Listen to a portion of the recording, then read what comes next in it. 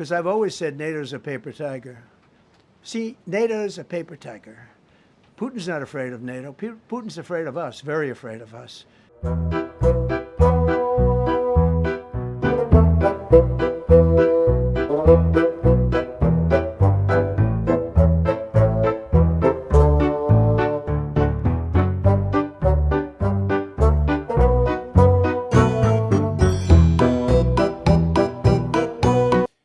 And when we want to know, do you have any minesweepers?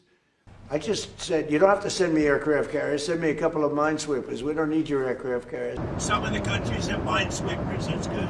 But so we don't even know if there are any mines there. But if there are, we'd like to have a little help in finding them.